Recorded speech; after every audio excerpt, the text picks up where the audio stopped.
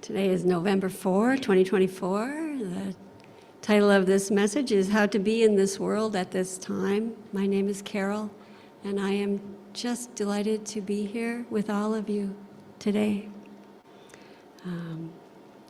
This week I would like to share a post from Abbot Tenzin David Zimmerman of the San Francisco Zen Center.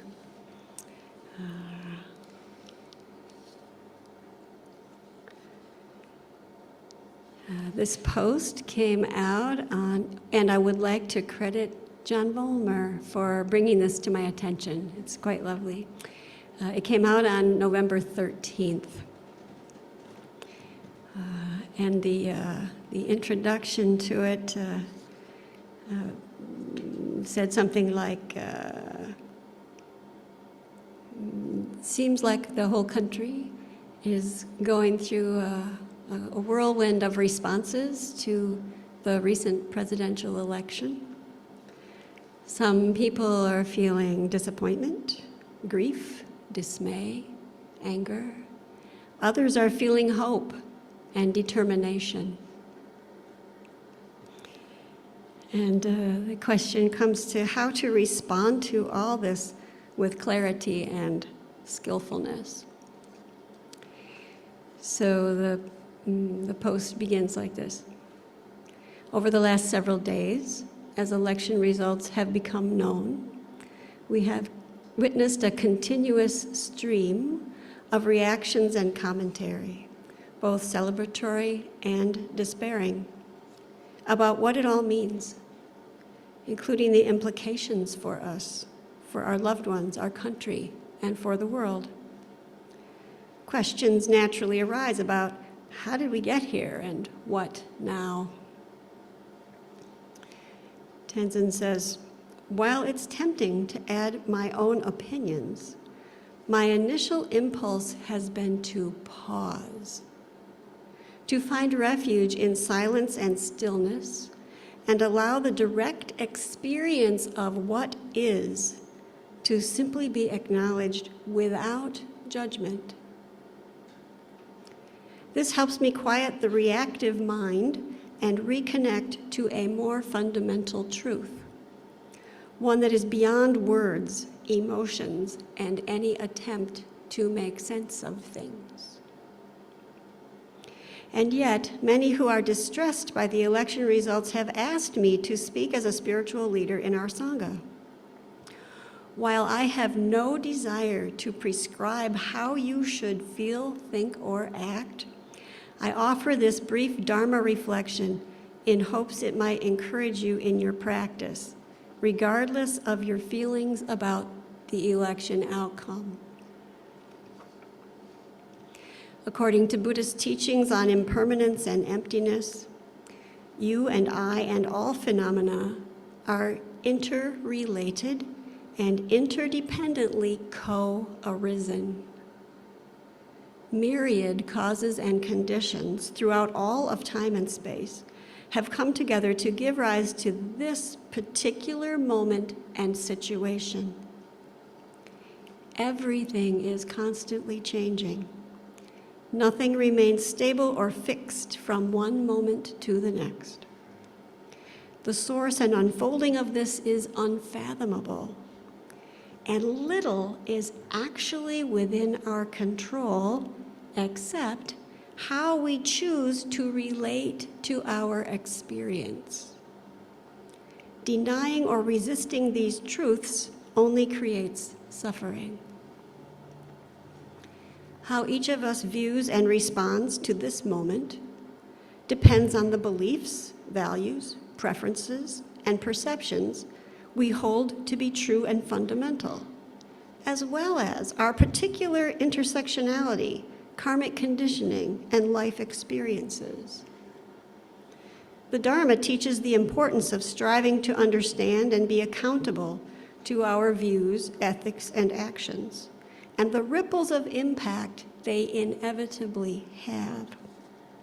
Our thoughts and the individual and collective choices we make and the actions we take create the world we live in, for better or for worse. conflict often arises when we disagree with others' views and choices that seem to undermine our sense of how the world should be, especially regarding our personal safety, our prosperity, and our freedom.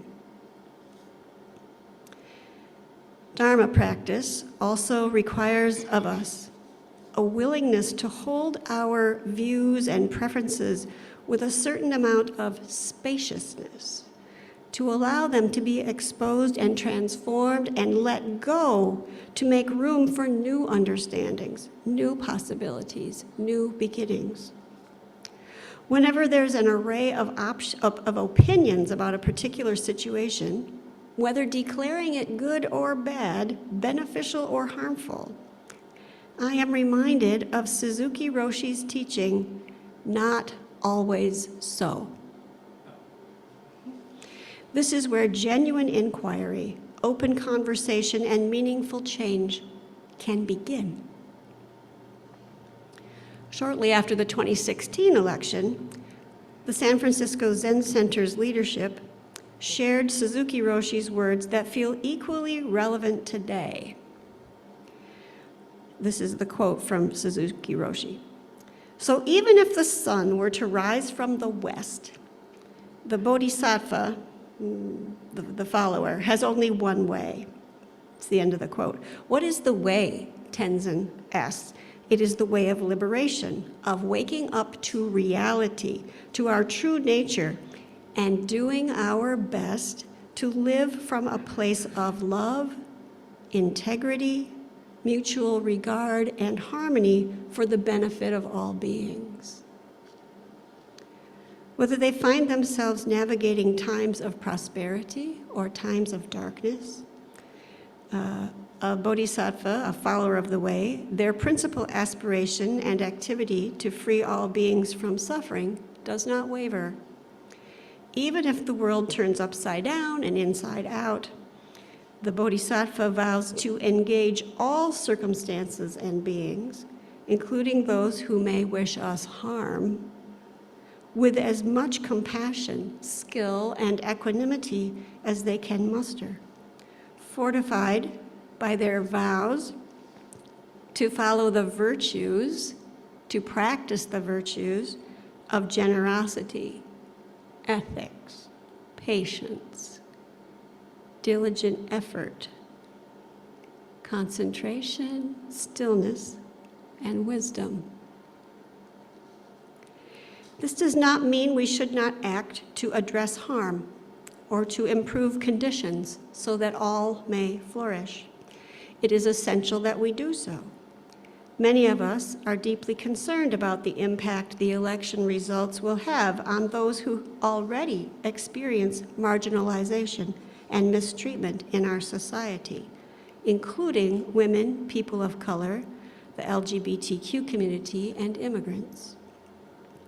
We must ask ourselves how we are working to alleviate the suffering of all beings, regardless of their identities and social status, their religious and political affiliations, or other differences. We can do this knowing that true happiness and liberation don't depend on external conditions. Instead, we can place our trust in our fundamental nature, what Tenzin calls Buddha nature, you can call it anything you like, in the innate capacity to know and transform our minds and our character, to heal our minds and our character from the poisons of greed, hatred, and delusion. Electing to trust this fundamental nature is perhaps the most powerful choice we can make. As the election results unfold in the days, months, and years ahead, let us practice wholeheartedly with whatever circumstances arise, engaging in ways of being that foster mutual respect, connectivity, and well-being. This includes listening deeply to others to better understand what motivates them, their hopes, their fears, their needs, and how we can be of genuine support.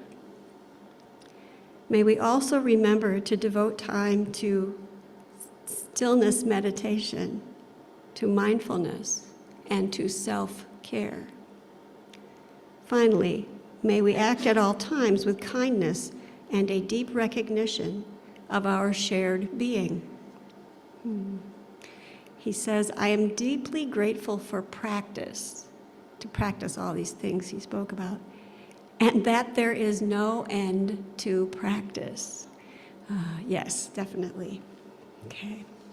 So I'd like to share just a few brief thoughts about this lovely, lovely post.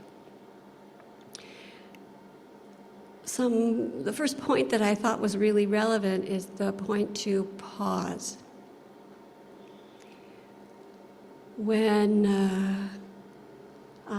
you, anyone, when we feel something arise,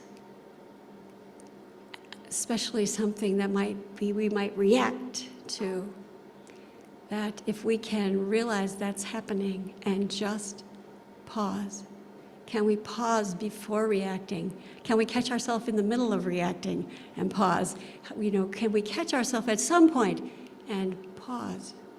Take a breath. Take 3 breaths or 10 or whatever it takes to come back, see if you can connect with what is going on. What is going on in the body?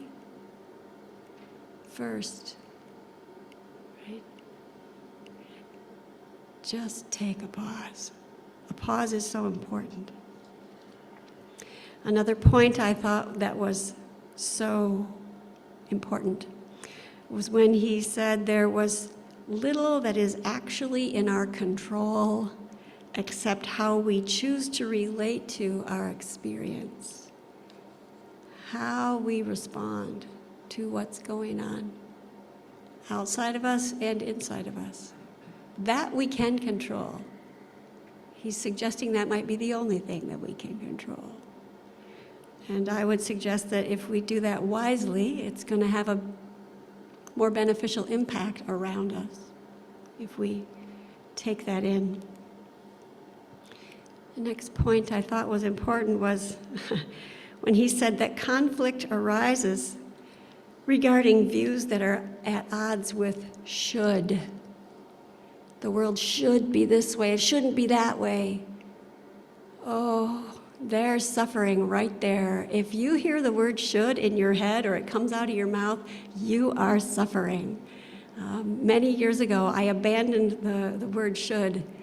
Also, have to, must, need often. Shouldn't, the opposite. It's all the same thing.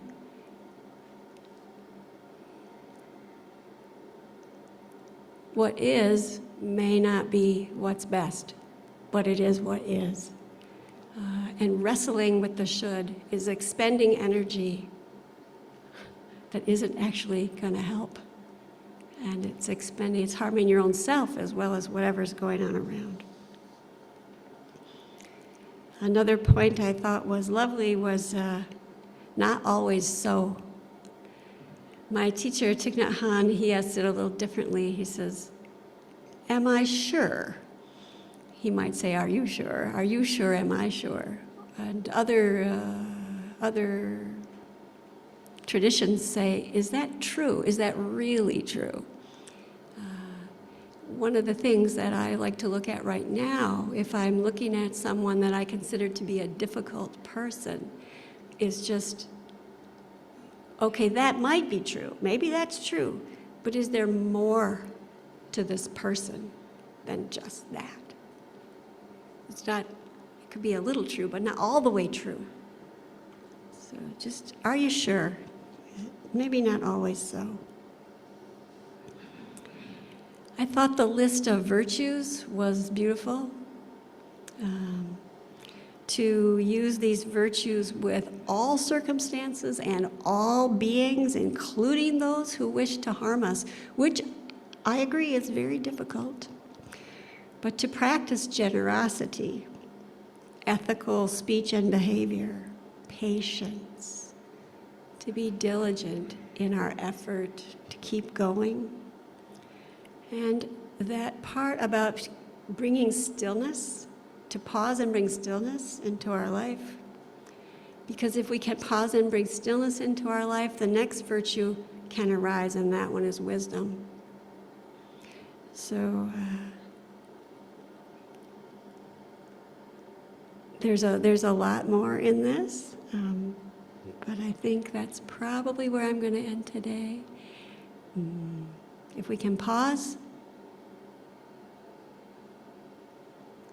if we can hear should when we hear it coming, if we can just do our best to practice those virtues, just do our best, and to open up,